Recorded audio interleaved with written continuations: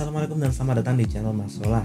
Ketemu lagi dengan saya Solah dan kali ini saya akan membahas informasi terbaru seputar seleksi P3K untuk guru tahun 2023. Jadi Menpan RP baru saja menerbitkan Menpan RP nomor 649 tahun 2023 tentang mekanisme seleksi P3K untuk jabatan fungsional guru pada instansi daerah tahun 2023. Mau tahu bahasanya, tapi sebelum itu bagi teman-teman yang belum subscribe silahkan klik tombol subscribe dan juga klik lonceng di sebelah tombol subscribe.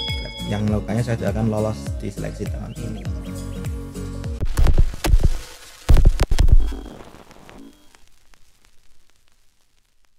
Jadi Menpan yang akan saya bahas ini jumlahnya ada 12 halaman. Bagi teman-teman yang mau silahkan bisa minta ke saya di grup Telegram, linknya ada di deskripsi, atau dapat download di blog saya, nanti akan saya sertakan linknya di deskripsi pada video ini. Kita langsung menuju ke diktum pertama. Jenis penetapan kebutuhan P3K untuk JF guru tahun ini memiliki dua kebutuhan, yaitu kebutuhan khusus dan kebutuhan umum. Jadi bedanya apa khusus dengan umum? Saya akan membahasnya satu persatu. Di diktum kedua dijelaskan yang khusus dulu. Yang khusus itu adalah pelamar prioritas, THK 2, dan guru non ASN yang berada di sekolah negeri bukan swasta. Kemudian apa yang dimaksud pelamar prioritas? Pelamar prioritas adalah peserta yang memenuhi nilai ambang batas atau lolos passing grade pada tahun 2021 tapi belum pernah dinyatakan lulus. Jadi lulus passing grade saja tapi tidak mendapat penempatan. Itu dia dianggap pelamar prioritas. Kemudian THK 2 itu adalah tenaga honorer kategori 2 itu yang sudah bertahun-tahun lalu yang namanya terdaftar pada database PKM. Kemudian guru non ASN di sekolah negeri adalah guru yang terdaftar di Dapodik. Jadi bukan cuma guru yang mengajar di sekolah negeri tapi harus terdaftar di Dapodik dan memiliki masa kerja minimal 3 tahun. Jadi sudah lama mengabdinya atau 3 tahun. Nah, itu yang untuk yang khusus. Sekarang yang umum, siapa pelamar umum?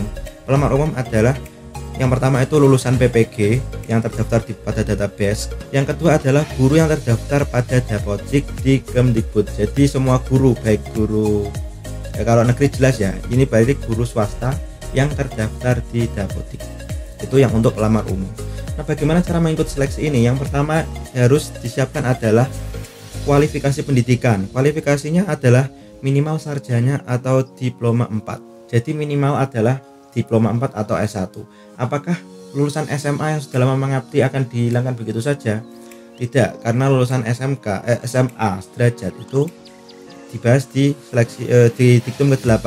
Kualifikasi pendidikan bagi pelamar JF guru sebagaimana dimaksud 7 dikecualikan bagi pelamar yang melamar pada kebutuhan wilayah otonomi khusus Provinsi Papua.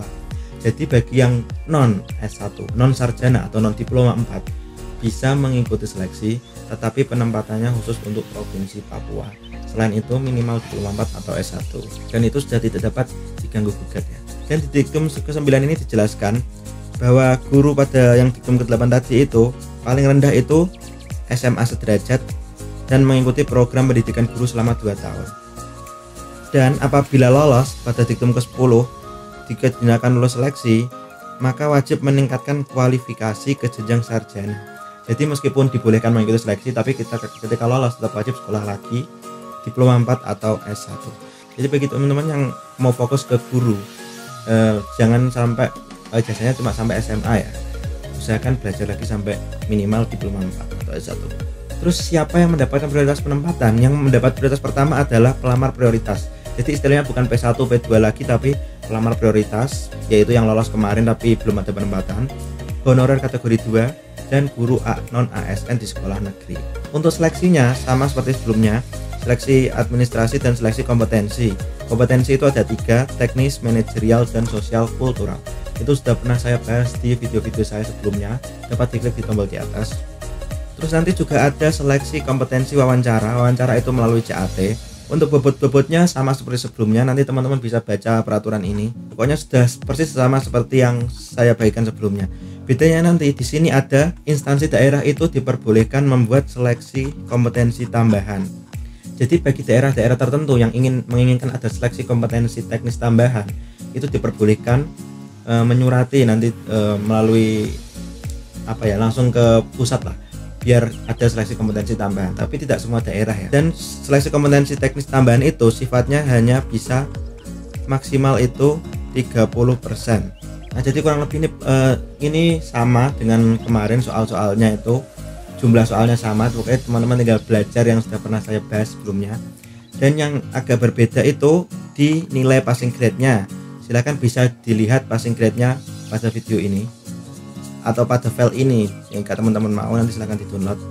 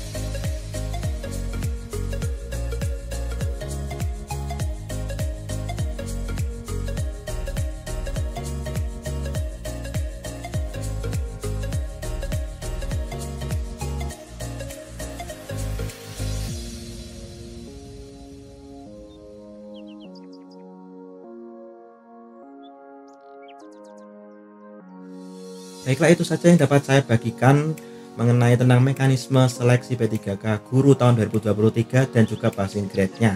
Bagi teman-teman yang punya pertanyaan silahkan bertanya di kolom komentar, dan jangan lupa klik tombol subscribe dan juga aktifkan lonceng serta tombol subscribe supaya tidak ketinggalan informasi seputar ASN baik CPNS maupun P3K. Yang sudah melakukannya semoga lulus tahun ini. Saya Sola, terima kasih. Assalamualaikum warahmatullahi wabarakatuh.